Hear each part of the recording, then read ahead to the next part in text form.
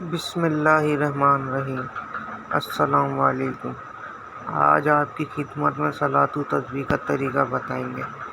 اس نماز کو پڑھنے کا یہ طریقہ ہے کہ 4 رکعتیں نیت باندھیں اور جب ثنا پڑھیں تو اس کے بعد یہ طریقہ کار ہے جو آپ کے سامنے لکھا ہوا ہے، اسی طرح اس تسبیح کو پڑھنا ہے۔